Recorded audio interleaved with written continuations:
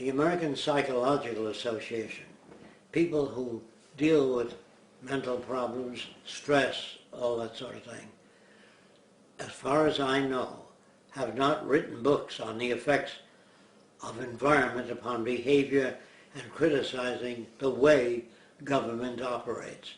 It's insane, and I've never found them to talk about government that way. Maybe they'd lose appropriations if they did, but I don't know whether it's in appropriations or understanding human behavior. I know of no group of psychologists that advocated social change in order to avoid most stresses and most of the problems that people have. I've never known neurologists that laid out a plan for informing people with better methods of evaluation so that they don't have the stresses they have. Therefore, all their books seem to be maps of the brain and what region of the brain controls what pattern of behavior, which is all right, and that anatomically, but does not describe or alleviate problems. Knowing the anatomy of the brain will tell you that a tumor in a given location will cut out speech or visual. That's all good information. But that's not what the Venus Project is about. The Venus Project is about finding solutions or workable ways of influencing people to modify their behavior to fit the circumstances of the world, not the opinions or reactions or emotions of an individual. So when a person says to me, let's have input from the scientific community, the reason I don't go for that, because the scientific community never came up and said, why go to the moon when the earth is falling apart? Let's solve those problems first. They don't participate. They don't seem to suggest a direction. They merely describe the anatomy of the brain, which is all right. I have nothing against it, but they have no direction. I've never known the American Association of Architects to lay out a whole city system. They say the green rooftop. Well, the greening of a building does not change society. So the reason I do not seek information from the academic world is because they don't take it far enough. They deal with limited aspects of human behavior and limited functions of the brain. They study the brain, I would imagine, like I said before, if I fly over a village of thatched huts, which are up on stilts in water, I can tell you that the people probably live on fish, and their values are related to the coconuts and the food available on the island and the problems they have with other islanders wanting to take their women or their food away from them. So their philosophy would be a simple one, would not be high-level communication. So you don't need to go there and study the people. Just take a photograph. A photograph of New York City, Chicago, LA, any city shows every building a different size, which means every man for himself, which means it's a selfish, self-centered culture. I don't need to ask what people are like in Chicago. I know by looking at the city and the fact that they tolerate what exists. I haven't heard school teachers say, let us make education relevant to the needs of people. I've never heard the descriptive system from universities or any elaborate organization. The democratic concept, for example, where everybody participates and contributes, I believe they can only contribute that which they've learned from the culture. And they can't be that different and be a member of a standard organization. Now, if a person says there are lots of aspects of the Venus Project that Jacque doesn't cover, you haven't asked those questions. How do you know that? So you have to say, Andrew, what are his views on child nurturing? What are his views on family? What are his views on education? And get that down and compare it with the academic world. You'll find that it's very different, except the anatomy. When a doctor says this is knee reflex, this is the temporal lobe, he's right, frontal lobe, all that's a map. There's nothing the matter with that, but it doesn't deal with any problems. I find most architects self-centered, designing buildings and being proud of what they design and sharing rooftops of green, which is all right, but that isn't the answer to the problems. So I felt if the academic world had any validity, they'd be in confrontation with established views. I do not find that. So I do not find, even B.F. Skinner did not go into the anatomy of a new culture, how it works, what type of education for children. I asked Skinner what he thought man was a machine, meaning reasonably connected. By machine I mean you can't roll your eyes in a given position unless there's a muscle that pulls it there. That's what I mean by mechanistic. You can't see unless the visual system is supplied with light and the back of the brain is supplied with enough associations to interpret the forms around them. So education comes from the environment, and as you pointed out, all cultures are primitive because they're in a state of evolution. Primitive compared to what? Compared to what there is to know about people. We are primitive. As long as we have prisons and military solutions, we are primitive.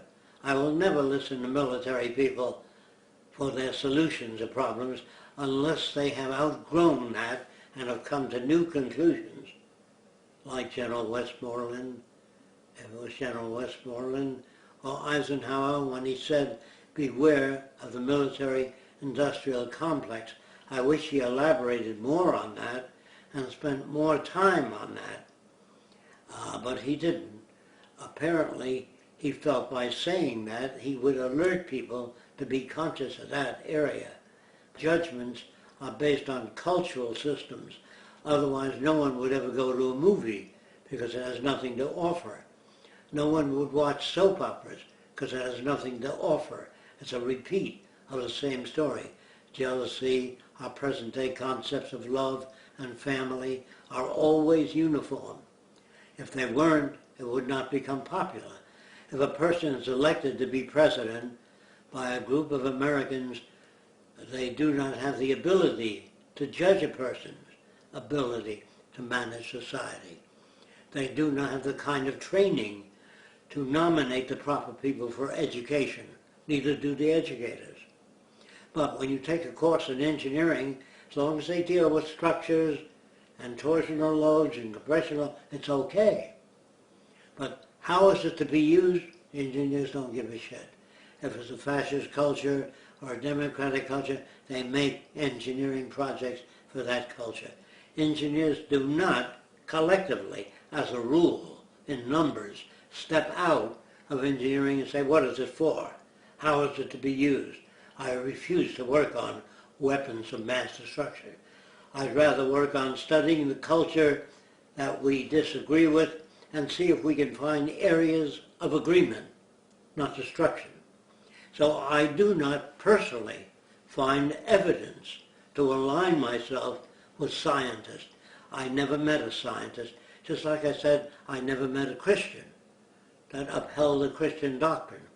A scientist to me would be into sociology, anthropology, engineering to some extent, electronics to some extent, you know what I mean? To whatever extent they can be, they would be interested. And saying, I don't know enough about decision-making and different cultures to want to destroy them. I'd like to understand them before. I'd like to talk to their leaders. Even if he talked to the leaders with an American value system, he could not hear them. Do you understand what I'm talking about? You can't talk things over if you speak a different language and have a different reaction to words. If people do not understand the Venus Project, isn't that Fresco likes to dictate the ways? I'd like to understand what they have to offer to alter society. I'm not interested in 3 views to an airplane unless I know what that plane is for. Do you understand what I'm saying?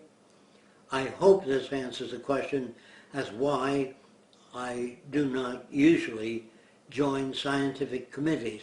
because I do not find them to be scientific nor oriented to be able to handle the wide range of problems. So I consider almost every society primitive. And if you disagree with me, what I'd like to do is put forth areas that enable me to see the shortcomings. But don't say I don't agree with them. Point out to the area of disagreement or what you think you disagree with.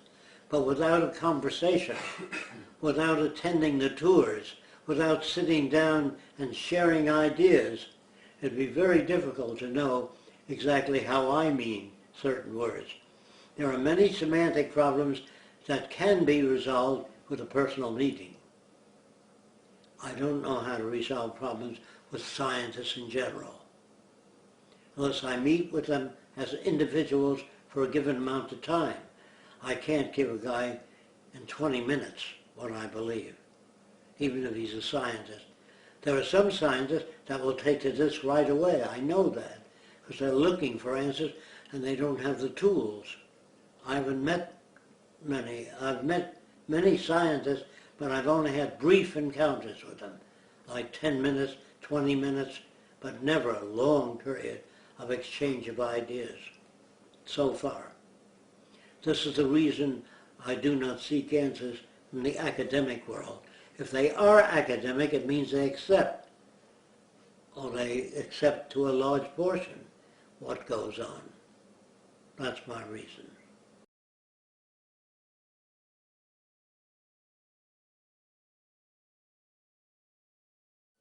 What has to be done is people should investigate the educational system of the Venus Project, what it offers.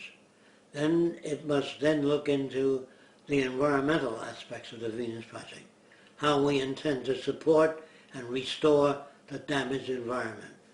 Then what different types of vehicles would be used for transportation, how we solve the transportation problem. If they find shortcomings in it, say, present your recommendations. But don't say, I don't like that system. Present your recommendations or alternatives.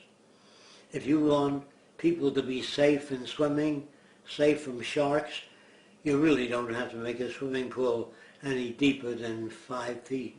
You can swim in 5 feet of water. It's hard to drown. If you can't make it, you can reach bottom. And children's pools would be shallow, and you can swim in it. You can't drown in it. Why is it? I isn't that I like shallow pools. If children have difficulty, can't always see it. I think our friend's child was drowned because mother couldn't watch over her in the ocean. And she blamed the old man blamed the mother for not watching, and then they both blamed the lifeguard. You know, it's inadequate systems is what you're dealing with. Do you understand? I don't find lifeguards to submit new ways of watching over people on the beach. They're always a lifeguard. They never seem to innovate or make a life preserver connected to a cable that goes out to the drowning person. That's what they need, not the lifeguard grabbing them. They need this thing getting there faster. The lifeguard can only get there at a certain speed. So I would design a life raft that moved out very fast, stopped by proximity mechanisms, and then move slowly toward the person so they can grab it. And if they can't grab it, you send human assistance on a vehicle out that way. Anyway, I've never heard of lifeguard associations making recommendations, except binoculars for the lifeguard to look around. But limited, very limited. Lifeguards are not trained as innovators. But if you bring innovators to the system and say, how can you innovate that system to make it more efficient? If a man is mechanical, he might make a life preserver connected to a cable. If he's electronic, into electronics, he would pick up distress in the water. You know, whatever it is. But I don't find academia to be critical of a political system. I don't find many opinions coming forth on how to modify our system so that we have less problems. I don't find that. Now in books on politics, I don't think George Washington would be surprised the decision making today, because it's not that different. Benjamin Franklin or anybody else, our political system is based on opinions, projections, inadequacies, incompetence. That's why I say they would feel at home in this society, but they would not feel at home in the Venus Project. No politician would know how decisions are made. They wouldn't understand why our schools are the way they are. They wouldn't. Even if they came and visited the schools, they wouldn't understand. They wouldn't understand the nature of environmental reclamation, why it's done. And they wouldn't understand where you get the money to do environmental reclamations. If the earth is declared common heritage, that's the only way you can have access to anything.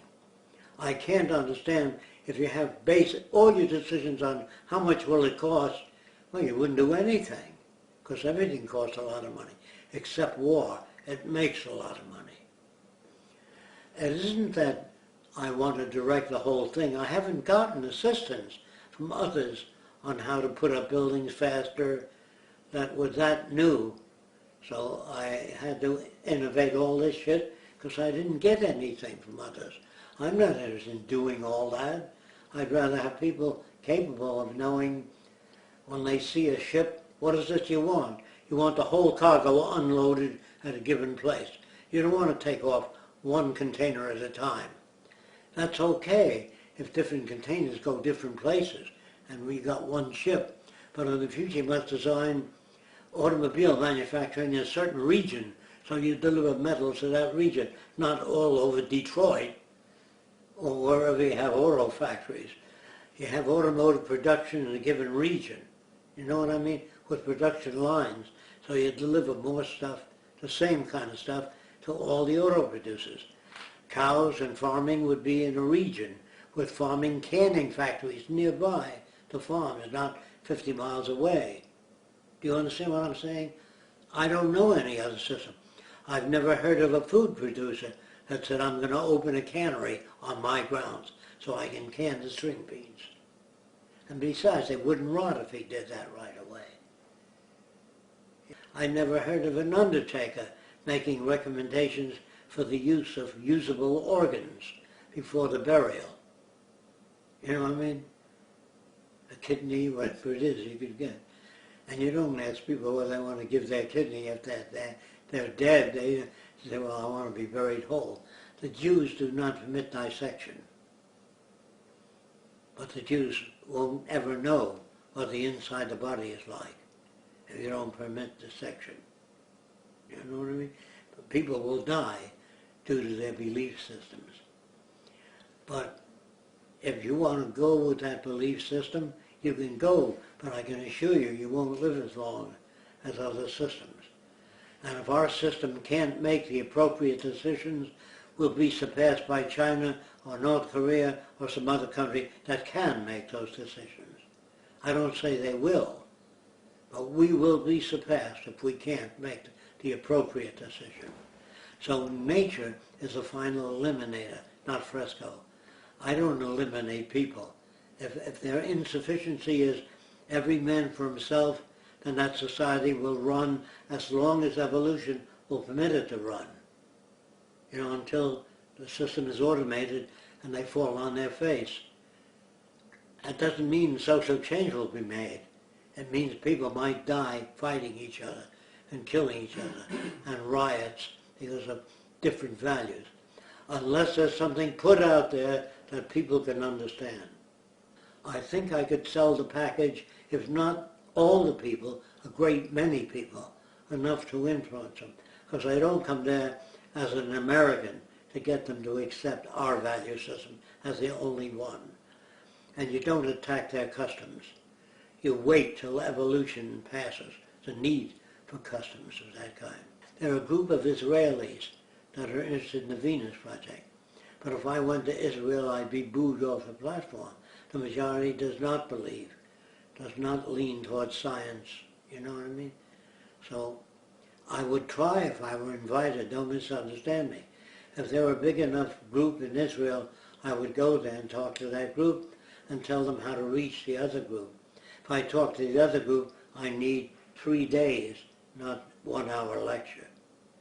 I never came up with ideas because academicians approved it. I came up with them trying to find a working solution. Academia doesn't know how to stop wars. Academia doesn't know how to ask, what is the bomber for? They don't seem to do that. That's why I don't respect them. If they understand my direction, that's more important than being a member of academia. And people would say to me, are there any great people that accept the Venus Project? There's something the matter with them. They have a low self-sufficiency.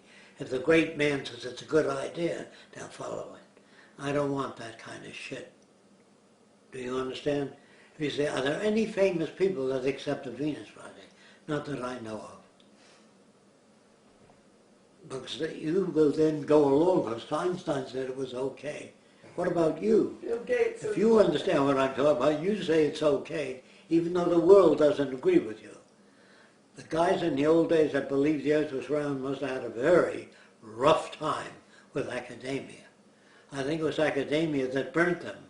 It's academia today that can cut you off. That can say the man's completely unqualified, never went to MIT, has no record of achievement in this world. This is all true, but that doesn't mean anything. What means something is that people understand that if you don't take care of the environment, you lose it. That isn't difficult, but it may be. I guess the experts know what they're doing. Let's leave it to politicians. At least they know what they're doing. I don't believe they even know what they're doing. I don't believe they have the slightest idea of what they're doing. I believe they're academicians that believe one opinion is as good as another.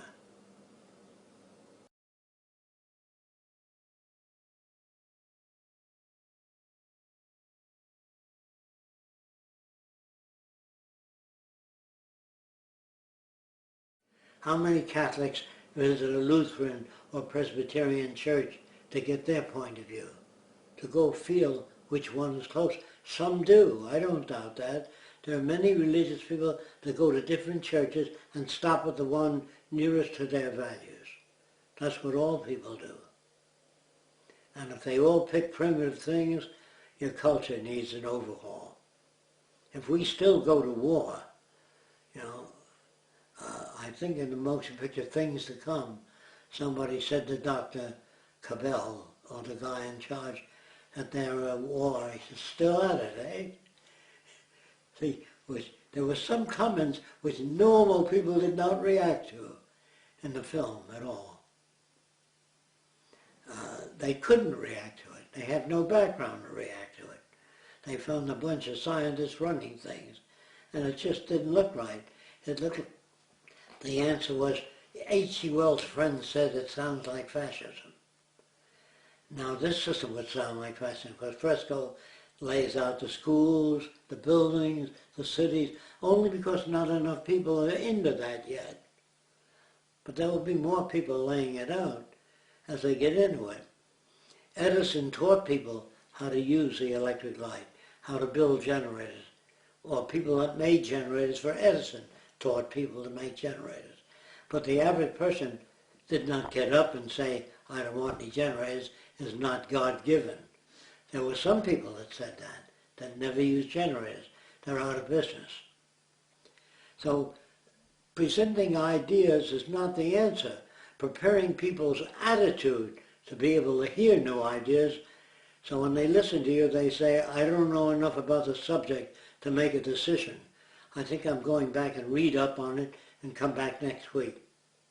Very few people do that.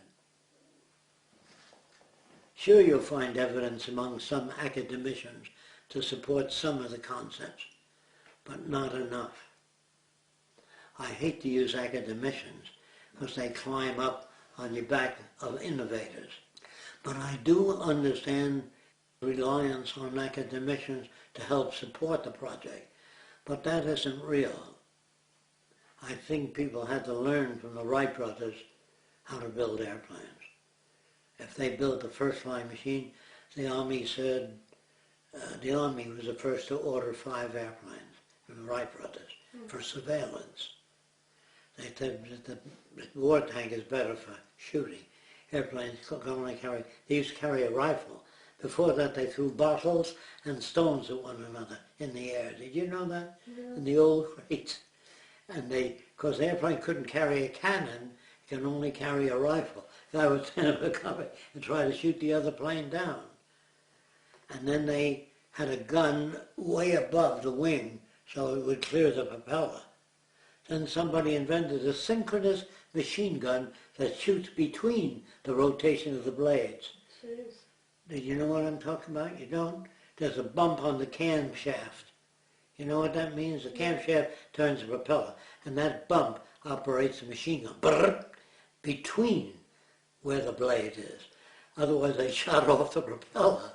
Do you understand that? So it's the invention of the machine gun at the pilot's eye view that enable him to shoot down more planes. When the guns are on top, it's only an approximation. Do you understand? They were on the top wing above the height of the propeller, or out on the wings, which didn't give you a good view. So invention compensates for human insufficiency. But we have a lot of inventors making things that are useless too. How should be a public library, a school, intercommunication systems, not just a home? With the laptop, the house is becoming more than just a place to sleep and eat. In the future, it'll be a place with your built-in gym and everything else, if you can afford it. Or a society can make a house. The better integrated people are and interconnected, the richer society. People say, would everybody be uniform? If they were technically uniform, be useful. Non-technically, it would not be useful. There's nothing the matter with uniformity. All architects and all engineers have to pass a standard exam, which is okay for competence, you know. But if you know of technicians that advocate aspects of the Venus Project, great. Technicians eventually will do that. But remember, they bring with them some of the primordial slime, because they don't come from an environment that's objective or scientific yet. The scientific grows in the early phases of the scientific method. Academia is not the Venus Project, nor is it science as it's used today. They wouldn't work on bombers if they were part of the Venus Project. They wouldn't work on weapons. They wouldn't be patriotic if there was such a thing as a science. I'm sure there are. I'm sure they're having a tough time too. I'm sure that some scientists must come to some conclusion similar, but not all joined together. It's very rare for someone to have this identical environment I had. It's very rare. No, they don't come to the same conclusion. No. They believe, most scientists believe in free will. I asked them. Don't forget, I met a lot of scientists. Do you believe in free will? Of course. I scored high in my school. And that means that something else. It means they have a different environment, but they don't look at it objectively. They feel they're achievers. If they get a Nobel Prize, they feel good about it, rather than share it with other labs. You know, they don't have the scientific attitude yet. It isn't here yet. And if somebody advocates it, then you build a following. And the following does not give an interpretation of Darwin's theory of evolution. There are people that do that too. Say there's no evidence. There's lots of evidence. They don't know what evidence means. That the evidence is that the trees of 1 million years ago were different than the trees today. They evolved, they changed. Not necessarily for the better. There were poisonous snakes, I'm sure, at the time of dinosaurs. I'm sure they were different than the snakes of today. But all animals seem to undergo change according to digging into the ground. I don't think that people will study too much of the past except that nations took over, other nations took their wares, but no speeches by Patrick Henry or anybody else, because they couldn't say anything relevant. I don't listen to most political speeches, because they don't say anything. They really say we can improve automotive production by sharing ideas with different companies. They don't say that. I don't find enough evidence to identify with peer groups. You know what I mean? I'm not saying they don't exist. I'm sure there are people out there in the scientific world that would jump onto this. But some scientists may say, have you heard about the Green Party? Oh, the guy is self-made. He never heard of him making any contributions. You know, they might do that. I don't know what they do. But I can't concern myself with what they do. So here am I proposing something. I wish that a lot of doctors at the same time said, wash your hands. It was only one guy. And they said, what's your basis for that? They didn't all have microscopes in the old days. So he showed them germs on the skin.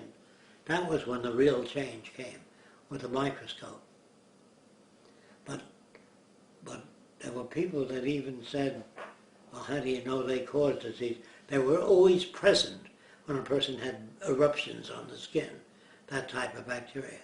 When they had visual problems and they found bacteria that was responsible, they always found similar bacteria on the eyes, on the hands, on the genitals. Sexually transmitted bacteria were the same. You understand what I mean? But it wasn't until the microscope that uniform agreement can be established. It could not be established by debate. No matter how, unless the doctor was very important, most doctors listen to the established leader of the system. We have no established leaders. All I'd like to do is get the ball rolling, take it from there. But before I get the ball rolling, I want to get the ideas out on education, on learning theory, on how the brain is influenced by environment. If I can get that out, it's a good safety measure to control values more so. I'd like to get I don't know out there too, more so. I don't know. I don't know enough about it to make a decision.